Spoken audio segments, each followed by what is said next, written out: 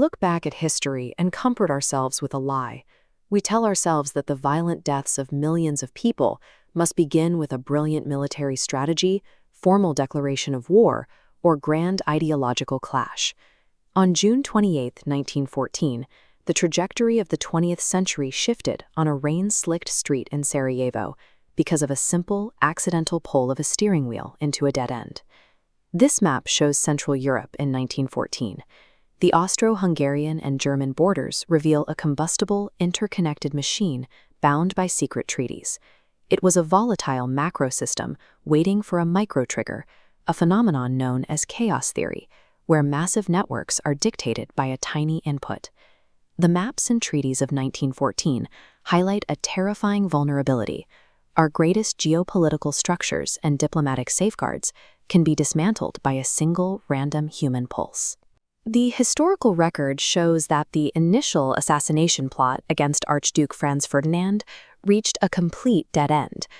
Earlier in the day, a conspirator threw a bomb at the royal motorcade. The explosive bounced off the folded roof of the Archduke's car and detonated behind them. The target escaped unharmed to the town hall, leaving only injured bystanders in the street. The plot had effectively failed. One of the assassins, a 19-year-old named Gavrilo Princip, walked away in total frustration. He gave up on his mission and stopped at Schiller's Delicatessen to buy a sandwich.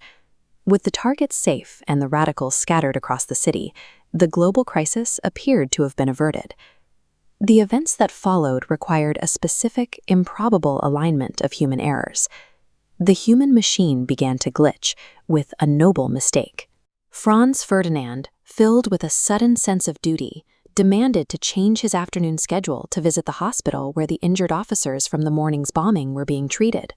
But nobody bothered to clearly communicate this new route to the imperial driver. The driver took the original, pre-planned route, making a wrong turn onto Franz Joseph Street. When an officer shouted at him to correct his mistake, the driver panicked and slammed on the brakes. The heavy gears locked up, and the engine abruptly stalled right there in the street. Out of millions of streets, roads, and alleys in Europe, the car ground to a halt exactly 5 feet away from Gavrilo Princip as he stood outside the deli. A chain of mundane human incompetence bypassed every layer of military security, delivering the target directly to the executioner's feet. What happens in a human brain confronted with an impossible reality? In a fraction of a second, Princip fell under the influence of extreme group polarization, a psychological state where a collective, radical narrative completely strips away a person's empathy. Princip stepped toward the stalled car, fixated on the Archduke and his wife as living symbols of an oppressive empire. He fired twice, acting on a radicalized narrative that had entirely overridden his empathy. But the dark irony of the Archduke's death came down to his own extreme personal vanity. Franz Ferdinand was a man obsessed with appearances. Before public events, he had his clothes meticulously sewn onto his body to ensure a perfectly smooth, unwrinkled fit. When the bullet pierced his neck, his frantic doctors spent precious, lethal minutes trying to unbutton his uniform. They couldn't reach the wound in time because the heavy fabric was tightly stitched shut. The victim's own obsession with his image acted as an accomplice to his murder, ensuring his physical death and sealing the fate of the continent. Here is the historical paradox. Franz Ferdinand was arguably the only man in the Austro-Hungarian Empire who could have prevented the war his death caused. He was a staunch pacifist, constantly fighting hawkish military commanders who wanted to crush Serbia. By eliminating the only voice of restraint, Princip's bullet bypassed logic and activated a deep-seated network of paranoia, militaristic pride, and binding mutual defense treaties.